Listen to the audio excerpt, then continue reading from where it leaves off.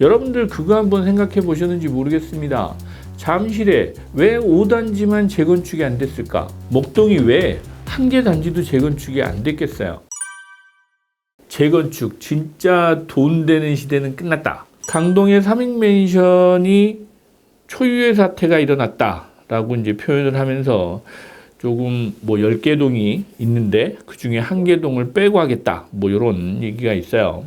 5동 주민들은 이 동만 평수가 컸습니다. 대형 평형이었어요. 그런데 상대적으로 자산 가치를 평가를 제대로 못 받았다라고 판단하시는 것 같습니다. 물론 거기에 실거래가 하나 찍힌 게 있었어요. 그걸 가지고 이견이 좀 있으셨던 것도 있고 또 과도한 분담금 문제도 있었던 것도 맞습니다. 이런 사태는 사실 쉽지는 않아요.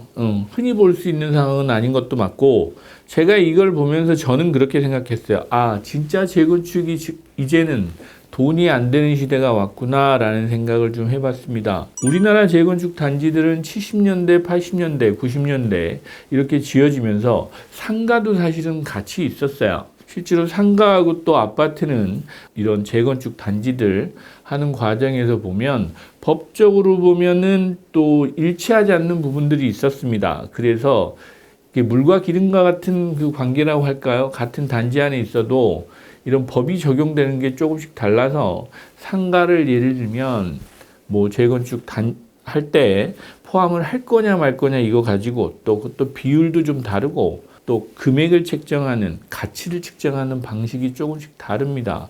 그래서 여러분들 많이 보셨어요. 현재 가장 장기간 소송을 진행했던 게 제가 생각하기엔 한강맨션 아닌가. 이천동에 있는 한강맨션이 그렇게 상가 때문에 골머리를 썩고 있습니다. 그리고 최근에 입주한 청담 내리죠. 청담 삼익을 재건축한 단지입니다. 그런데 거기도 상가하고 또 아파트하고 이런 주거하고 또 소송이 걸려서 상당 기간 지연이 되긴 했는데 그럼에도 불구하고 거기는 재건축이 끝났죠. 이런 것들이 또 있습니다. 고덕에 가면 재건축을 했는데 상가만 덩그렁하니 재건축이 안 된 상가가 있어요. 이번처럼 아파트 단지 내에 동을 제외하고 재건축을 하는 경우는 대한민국 재건축 역사상 처음 아닌가라는 부분이 아주 특이합니다. 저는 근데 이 상황을 보면서 재건축 조합이 마음도 조급했구나 또 절박했구나라는 생각을 저는 했습니다.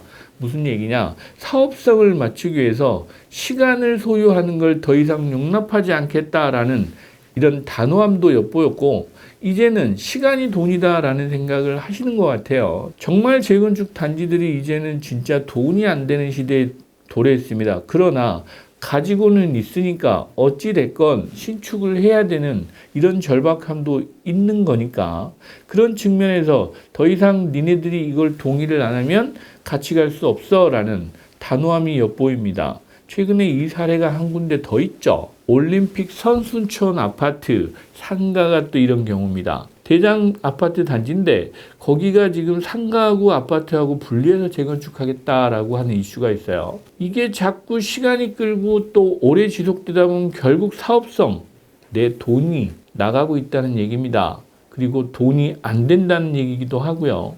그래서 이런 사업성 측면, 자산가치 측면에서 여러분들이 이제는 보실 때가 된 거예요.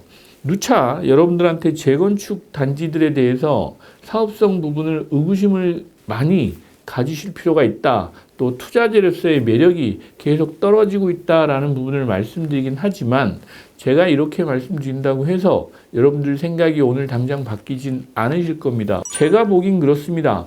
돈 되는 건 이미 다 해 먹었습니다. 2000년대 들어와서 잠실이 재건축이 되면서 돈 되는 걸 봤습니다. 어떻게? 저층 단지들 재건축이 끝나서 입주한 개포 1단지 내년에 입주한다고 하는 반포 1, 2, 4주공 보셨잖아요. 5층짜리 아파트들은 이미 끝났습니다. 어느 순간부터 중고층 재건축 단지들이 아파트를 짓고 있어요. 여러분들 그거 한번 생각해 보셨는지 모르겠습니다. 잠실에 왜 5단지만 재건축이 안 됐을까? 라는 생각도 이제는 해보셔야 된다는 얘기를 하는 겁니다. 저층 단지들, 5층 이하의 사업성이 좋은 단지들이 이미 재건축이 끝났어요. 그런데 중고층, 10층 이상 넘는 15층 단지들은 이제 재건축을 시작합니다. 해먹을 건 다 해먹었고 이제는 아파트 가격이 어느 정도 올라서 그나마 이건 할 수 있는 겁니다. 그것도 가격이 높은 지역들 위주로 그렇습니다. 목동이 왜 한 개 단지도 재건축이 안 됐겠어요? 그동안 가격이 그렇게 오르지 않았고 또 돈이 안 됐기 때문에 하지 않았을까요? 목동 7단지 그렇게 좋다고 하는 단지도 이제서야 재건축을 하는 이유가 있는 겁니다. 실제로 이번에 명일 삼익맨션에 한계동을 빼고 재건축하는 이런 이슈가 이제는 사회적인 현상, 흐름일 겁니다. 돈이 안 되는데 굳이 너 때문에 내가 내 자산을 또 내 돈을 손해보면서까지 같이 하고 싶지 않아라는 이런 단호함이 사회 현상입니다. 물론 같이 하면 좋을 겁니다. 그런데 지금 한동 제외된 5동도 보면 본인들도 손해예요. 그런데 거기에서 이게 집단 지성이 됐으면 좋으련만 집단 이기심이 또 발현되면 결국 나에게는 손해다. 서로 손해인데 누가 더 많은 손해를 볼지는 모르겠으나 제가 보면 5동이 훨씬 더 큰 손해를 보지 않을까라는 생각이 드는 겁니다.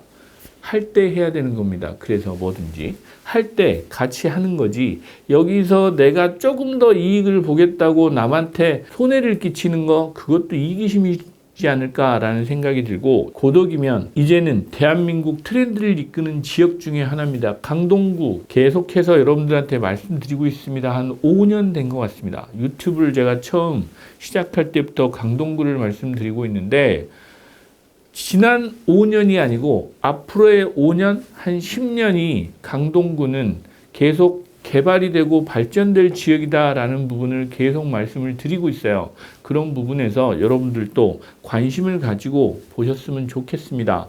그런 측면에서 저는 좀 아쉽고 지금이라도 5동 입주민들은 함께 할 수 있는 방안을 빨리 찾아보는 건 어떨지 5동 입주민의 입장이라고 하면 저는 빨리 가서 같이 하자고 할 것 같습니다. 심사숙고를 좀 하시면서 미래를 좀 계획하셨으면 좋겠다 라는 말씀을 드리고 사업성 결국 같이 해야 같이 사는 겁니다. 구독, 좋아요, 알림 설정까지 꼭 부탁드립니다.